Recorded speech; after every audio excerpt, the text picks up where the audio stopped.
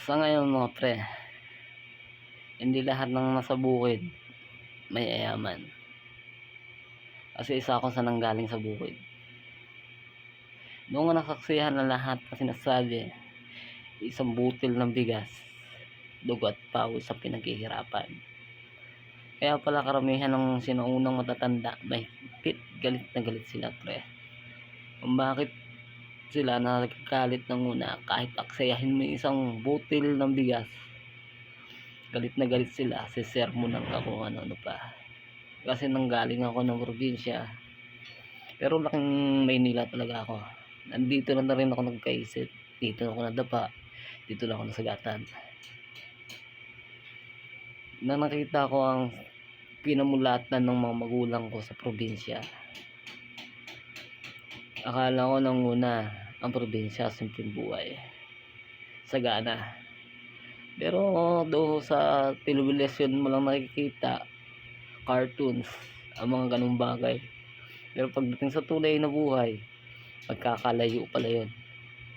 Hindi sinasabi lahat ng nandoon ay okay ang buhay. Hindi lahat ng nandoon ay maayos ang buhay, hindi rin.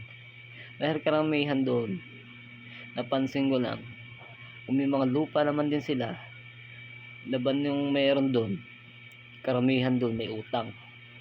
Inaani mo pa lang ang isang bagay o tinatanim mo pa lang, may utang ka na. Hindi gaya rito sa Metro Manila. Pagdating sa Metro Manila, aayusin mo na lang lahat ng bagay sa'yo pero wala kang utang. Nag-aasikaso ka para sa buhay mo. Karamihan, pag nasasabi ng galing ka sa province, malalawak ang lupa. Hindi naman karamihan na pumupunta ng Maynila, malalawak ang lupa. Alam mo kung bakit karamihan ng mga tao na pumupunta ng Metro Manila nang galing sa province, naghahanap sila ng direksyon sa buhay nila ng ikakayos nang wala silang nadanasan sa pinanggalingan nila. Kasi ako nang galing ako ng province pre, doon nasaksihan ko lahat. Hindi yung pag-uuwi ako rito, hindi ko kailangan makipagplastikan, trangkahan akong tao. Kung anong minulat ko ron at kinalakihan ko, hindi pa rin nagbago. Dahil gusto ko pa rin sa sarili ko maging honestly ako sa sarili ko. Hindi ko sinasabing perfecto ako, pero alam ko may mga mali rin ako.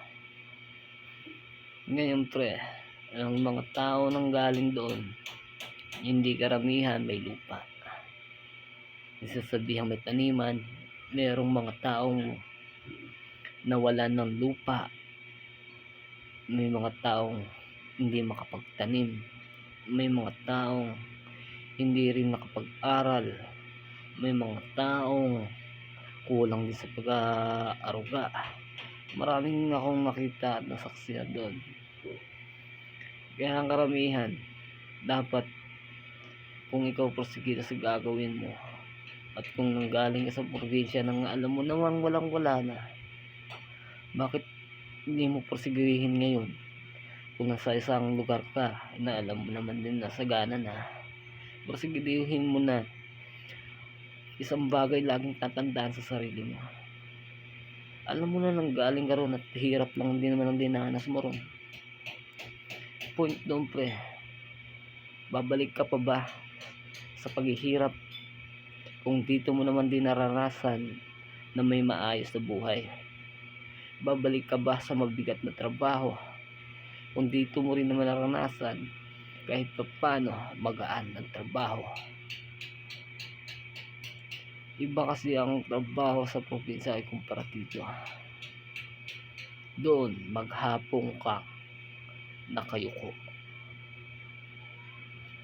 bilad ka pa sa araw, minsan nalilipasan ka pa ng kain dahil sa pagka-prosigido mo magtanim. Kahit anong prosigido, ang pag-angat sa buhay pre, sinasama ng talas ng pag-iisip.